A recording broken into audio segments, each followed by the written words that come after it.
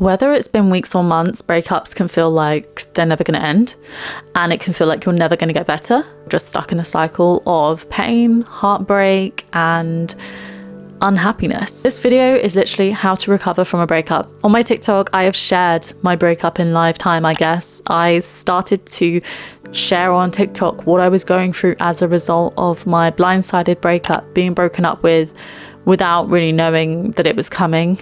To some degree, feeling like I was just discarded by my ex. So this is a video for anyone that's going through a heartbreak, and it doesn't matter how long you were with that person or what kind of relationship that looked like. If you are grieving being with someone and being in a relationship, then this is a breakup recovery and this is what you can expect. So firstly, let's just remember that you are not alone, and breakups happen to pretty much everyone at one point in their life. I feel like it definitely varies, because maybe there was betrayal involved, maybe you've got children, maybe it was a very intense relationship. There's so much that goes into the fact that breakups will impact people differently.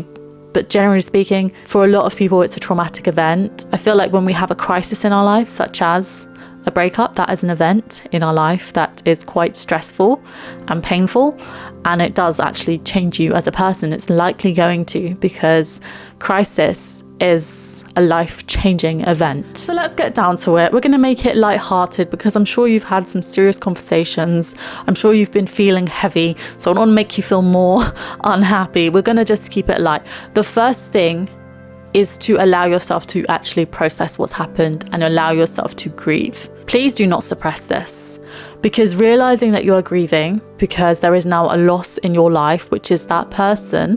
Breakups mean you are probably not going to be with that person. So either way, even if you've remained friends or something, the state of which you are with that person has now disappeared. You are not together. So the life that you had together will never happen again. I'm trying not to make you upset, but that's like the fact. That's what it is. So when you're grieving, you're grieving loss. You have lost someone, you have lost that life. All of that is now gone, and you have to process it. And it's hard. And I don't think a lot of people see breakups as grief, because it's just, oh, breakups happen all the time. Yeah.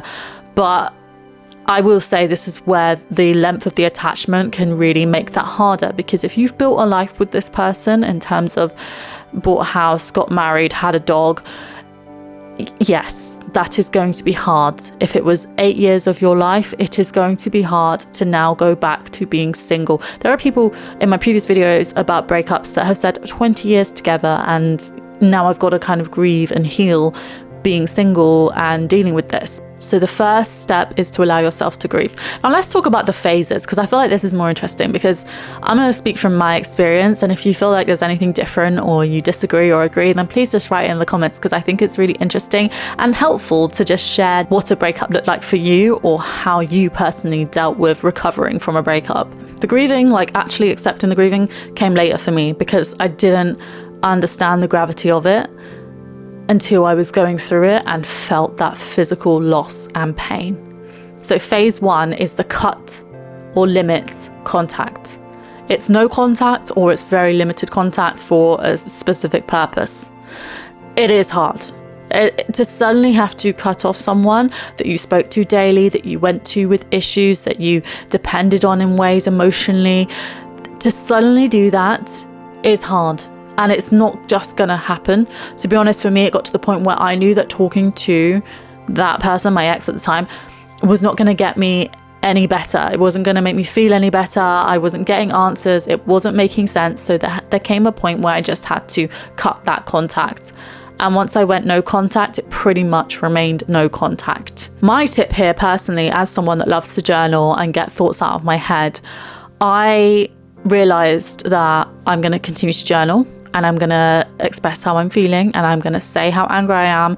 But I also found myself writing on my notes app, and I would write, honestly, essays that I would want to send to him. And to be honest, it's probably a good job I didn't, because it would be like, you know, you're this and you're that, and you did this, and I hate this about you, because I just wanted to get it out. Sometimes when we're reaching for contact with the person that we've broken up with, or they've broken up with us, it's because we have things and feelings and thoughts that are bubbling up and we want to release them.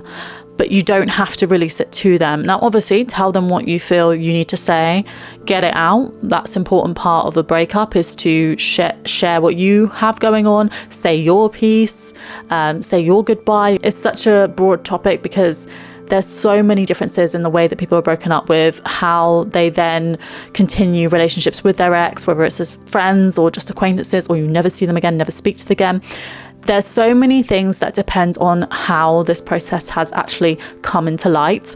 But I think the urge to speak over and over about it, there comes a point where you're going to have to cut that tie or accept that you might be talking to a brick wall. Literally, someone might even just be ignoring you. So cutting ties comes at some point. And when you do cut ties, I would recommend journaling and writing it out and getting it out of your head without having to send that on to your ex or any other third party involved. Because you might be thinking, I can't speak to my ex, but I'm going to go reach out to his mum or his sister or his friend or the person that caused this or that he cheated with. You need to just cut contact and get it out in different ways. This is where I'm also going to say therapy. Talking therapy is so helpful because you can talk about it over and over and over and over and over and over again. I'd say you can talk about it with your friends and your mum and whoever will listen, but speaking to a specialist, a psychotherapist, is going to allow you to also get something out of it. And I feel like every time I spoke to my friends about the situation, it was helpful and healing in itself. But being able to speak to a therapist that can take it that deeper level and really understand the subconscious mind or what's going on here or what your patterns of behaviors are or what's grief versus depression, what's this versus that, you need a professional. But at the very least, be talking about it with friends and family to really process what is happening. The next phase would be removing triggers. Now, there are going to be triggers that are going to come up regardless. You might be on the shop one day and see something that your ex would have really, really liked. Usually what you do is take a picture and send it to them and say, oh, I thought of you, or oh, do you want this? That is a trigger in ways, and you can't remove it from your life. You can't just go around blindly pretending that things don't exist or that they mean something to you. But removing triggers can just look like simply decluttering. Decluttering your space can also make you feel lighter and more free because you've got rid of some things. It literally does something physically. A feeling of lightness when you get rid of things and belongings that don't really do anything for you anymore. Now, this doesn't have to be specifically related to your ex. So for example, things that your ex got you have to get rid of. No, I actually think that there are things that you should keep because you should not necessarily just erase chapters of your life because they're currently painful to look at or to face. I did not get rid of 10 years worth of pictures because that is 10 years of my life. However, I did declutter, and one of the triggers for me was my phone. So once I'd been doing the whole reminiscing versus ruminating, sometimes it's a fine line, and going on my phone and looking at old pictures and memories and memories and memories, or the iPhone just popping up with like, here's a memory from 2 years ago and it's me and my ex. I don't need that in that moment. So I actually fully took everything off my phone, put it on a hard drive, deleted some of the ugly pictures of me and my ex. I ended up just taking so much stuff out, which made me feel lighter. The same goes for social media. Make sure that they're blocked, their family members, friends, people that you don't want association with anymore because that relationship has ended.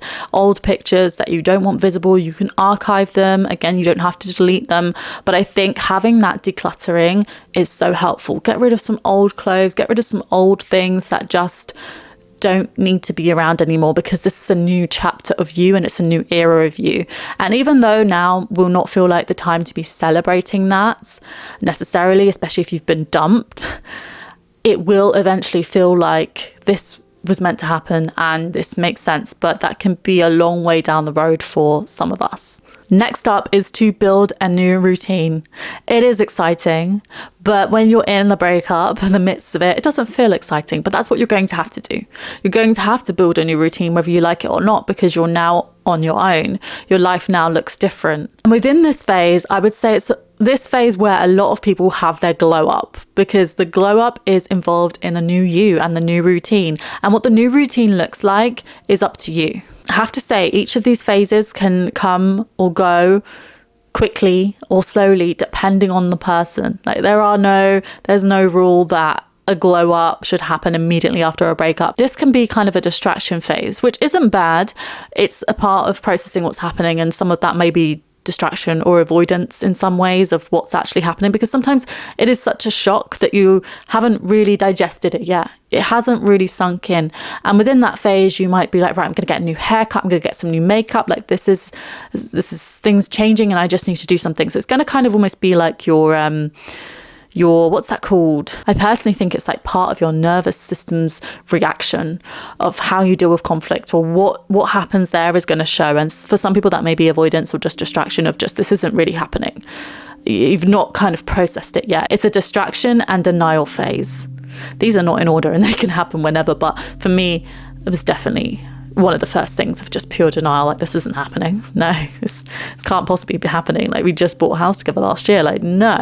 But within this building a new routine, you're able to reclaim your independence and remember who you are independently. Now, I'm not saying that when you're in a relationship, people fully forget who they are, but when you're in a relationship, you are a different person because you need to be someone's partner and you need to show up differently compared to when you are single and on your own. That is a different version of you, and you now need to reclaim that version, that independent version of you. The reason I think the new routine kind of fits into the glow up is because for a lot of people, the new routine will involve eventually, because don't get me wrong, you're going to go through horrible places where you're just sat on the sofa, you're not eating properly, you're not sleeping properly. There's going to be those phases, okay? But when we're talking about recovery, there comes a point where you're building this new routine, and it will be involving getting out in nature, going on walks, starting the gym, starting a new workout plan. And as a result, you're probably going to be starting to glow up. You're going to be getting leaner, getting stronger, being healthier, making healthier choices.